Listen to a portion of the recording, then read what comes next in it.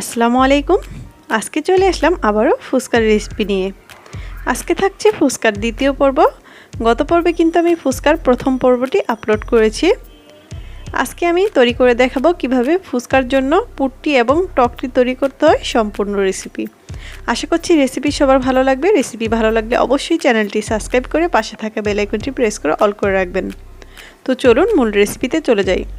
প্রথমে ফুচকার জন্য টকটি তৈরি করে নিব। তার জন্য এখানে আমি নিয়েছি তেঁতুলের মাড়। 1/3 কাপ তেঁতুলকে আমি হাফ কাপ পরিমাণ পানি দিয়ে 30 মিনিটের জন্য ভিজিয়ে রেখেছিলাম। 30 মিনিট পর খুব সুন্দর মতো চটকে সেটাকে আমি ছেঁকে এই মাড়টা বের করে নিয়েছি। তারপর এখানে আমি প্রয়োজন অনুযায়ী পানি দিয়ে নিচ্ছি। কতটুকু পাতলা বা কতটুকু ঘন রাখতে চান সেই অনুযায়ী পানিটা মিশিয়ে নেবেন।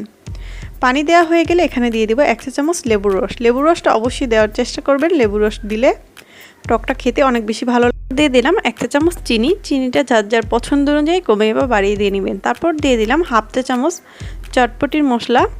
দিয়ে দিলাম 1/4 চা চামচ একদম মিহি করে কাটা কাঁচামরিচ কুচি। তারপর দিয়ে দিলাম ভাজা শুকনো মরিচের গুঁড়া, 1/4 চা চামচ বিট লবণ দিয়ে সব কিছুকে খুব ভালো মতন মিশিয়ে নিচ্ছি।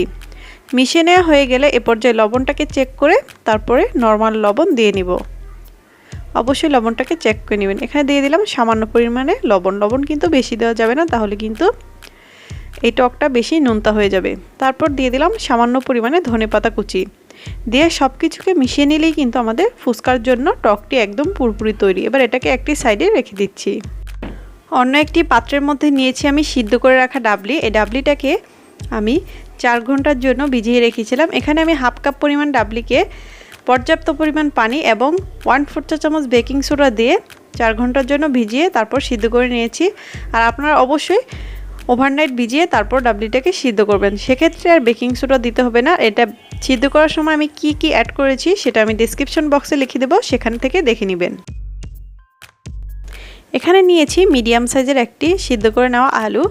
আলুটাকে হালকা লবণ দিয়ে সিদ্ধ করে তারপর ম্যাশ করে নিয়েছি পেঁয়াজ কুচি, শসা কুচি, কাঁচামরিচ কুচি, ধনেপাতা কুচি এবং বড় সাইজের একটি ডিম। তারপর ডাবলির সাথে অ্যাড করে দেব পেঁয়াজ কুচি, ম্যাশ করে রাখা আলু, কাঁচামরিচ কুচি, ধনেপাতা কুচি। তারপর দিয়ে দেব 1.5 চা চামচ পরিমাণে চটপটির মশলা। যে কোনো ব্র্যান্ডের মশলা দিয়ে কিন্তু এটা তৈরি করা যাবে, অথবা আপনাদের ঘরের তৈরি মশলা দিয়েও কিন্তু তৈরি করতে পারবেন। তারপর দিয়ে দেব হাফ চা চামচ বিট লবণ। তারপর দিয়ে দেব হাফ চা চামচ ভাজা শুকনো মরিচের গুঁড়া, 1 চা চামচ লেবুর রস।